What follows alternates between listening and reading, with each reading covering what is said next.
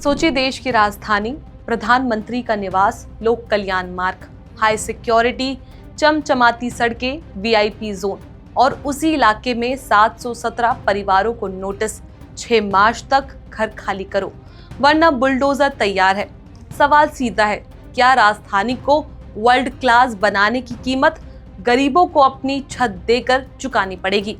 नमस्कार, मेरा नाम है चेष्टा नागर और आप देख रहे हैं द हिंदी टॉप। तो आज इसी मुद्दे पर बात करेंगे हम इस वीडियो में।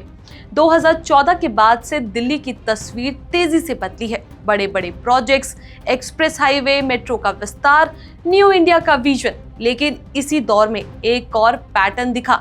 रेलवे लाइन के किनारों की झुग्गियां हटी, यमुना किनारे के क्लस्टर हटे, कई इलाकों को अतिक्रमण मुक्त क्षेत्र घोषित किया गया और जैसे ही हमने पिछले वीडियो में बताया था, कुछ और बस्तियां भी सूची में थी।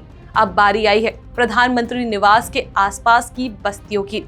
अब बताते हैं मामला कहां का है। ये वही लोक कल्याण मार्ग है जिसे पहले रेस कोर्स रोड कहा जाता था। देश की सत्ता यहीं से चलती है। लेकिन इसी चमक के बीच सालों से 3 झुग्गी बस्तियां थी, भाई राम कैंप, मस्जिद कैंप और डीआईडी कैंप। यहाँ रहने वाले लोग अचानक आए घुसपैठिया नहीं है।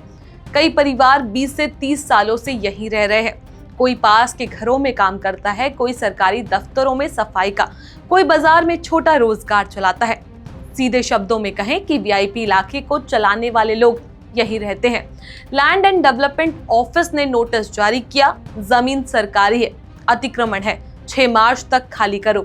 सरकार का कहना है कि अचानक फैसला नहीं है। 2024 में सर्वे हुआ, पात्र परिवारों को 45 किलोमीटर दूर सवादा घेवरा में फ्लैट दिया गया। सरकार का तर्क साफ है, हम किसी को सड़क पर नहीं छोड़ रहे, पुनर्वास दे रहे हैं। कानून सबके लिए बराबर है। प्रधानमंत्री आवास हाई सिक्योरिटी जोन है।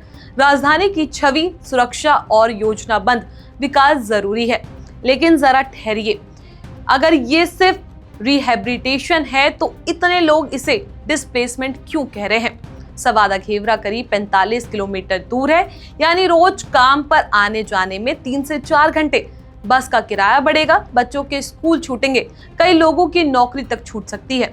लोग पूछ रहे हैं, जहां झुग्गी वहां मकान का वादा था, तो मकान इतनी दूर क्यों? कागजों में ये रिलोकेशन है, जमीन पर ये डिस्प्लेसमेंट है। आलोचक कह रहे हैं, क्यों हर बार विकास की शुरुआत गरीबों की बस्ती से होती है? क्या बड़े अवैध निर्माणों पर भी इतनी ही तेजी से कार्रवाई होती है? क्या झुग्गी में रहने वाला सबसे आसान लक्ष्य है? क्या क्लीन सिटी का मतलब पुअर फ्री सिटी हो गया है? बीजेपी का जवाब है, कानून सबके लिए बराबर है। अवैध कब्जा हटाना प्रशासन की जिम्मेदारी है। राजधानी की सुरक्षा सर्वोपरि है। दोनों पक्षों के तर्क है, लेकिन सवाल गहरा है। दिल्ली हाई कोर्ट में मामला गया है। कोर्ट ने कहा, उचित प्रक्रिया के बिना किसी को नहीं हटाया जाएगा। अगली सुनवाई मई में है, लेकिन नोटिस जारी हो चुके हैं। डर भी है। 717 परिवारों के लिए सिर्फ नीति नहीं, जिंदगी का मोड़ है। ये सिर्फ अतिक्रमण हटाना नहीं, ये स्कूल छूटने का डर है, नौकरी छूटने का डर है, नई जगह पर फिर से शून्य से शुरुआत का डर है।